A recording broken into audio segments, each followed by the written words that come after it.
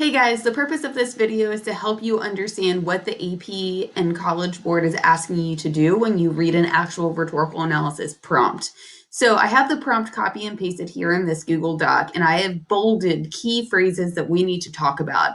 When you see an actual rhetorical analysis prompt, these are not going to be bolded, okay?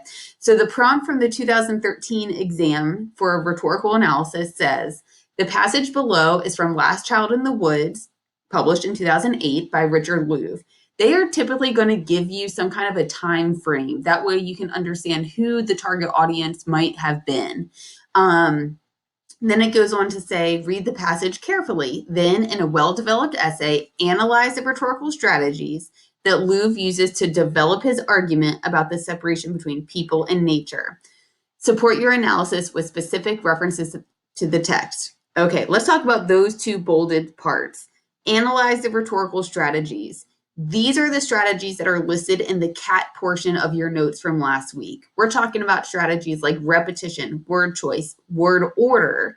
We're talking about strategies like allusion, anecdote, rhetorical questions. We're talking about strategies like repeating personal pronouns, right? So whatever the strategies are that you think are so paramount to this excerpt really working to accomplish an argument and to prove an argument or develop his argument, those are the ones that you're actually going to spend your time writing about. Yesterday, I picked out the strategies for you, and I said, these are the most important strategies in the piece, but do you have time to write about every single one of them? Heck no, you don't. So you need to pick 2 or 3 that you think are the most crucial in helping him develop his argument and accomplish his purpose, right? Remember that from last week? So let's go to the second bolded phrase. It tells you that you're analyzing the rhetorical strategies that Louv uses to develop his argument, right? So how does he develop it? He doesn't just say, here's my argument. Is it good? No, he develops it that way we as the reader come to understand it. But then they also go ahead and tell you what the argument is. So they say that he is developing an argument about the separation between people and nature. You have to figure out what is his argument about the separation of people and nature. Is he for it? Is he against it? Does he think that there are contributing factors to it? What is his argument? How does he develop it? But also, what's his purpose in developing it? What is he setting out to try to do as a result? That all links back to your notes from last week.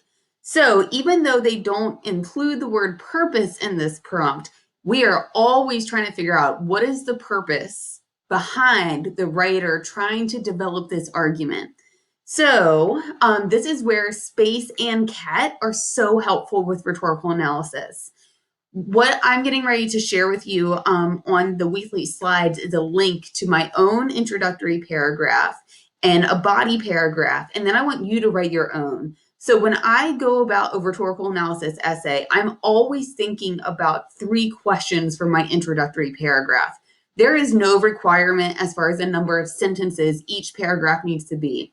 It is quality over quantity. So I would rather have fewer high quality sentences than a plethora of sentences that are just sort of filler. Okay, so the questions I'm going to ask myself are, what is the rhetorical situation? That's where I'm going to start my essay. If you have always struggled with introductions or you struggle getting started, rely on space. Talk about the ones that you know within that acronym. So talk about who the speaker is, who the audience is, what's the exigence if you know it, what's the rhetorical situation. Then get into, in this essay to develop his argument about the separation between people and nature, he uses these techniques or these strategies. And here's why. This is why he's using these techniques and strategies to accomplish his purpose. Once you do that, you can move on and really dive into your body paragraphs. And I think that you'll see that on my sample. But use this as a guide with your own thinking about what is a rhetorical situation, what are the techniques in use that are really important, and then how do those techniques help the writer accomplish their purpose.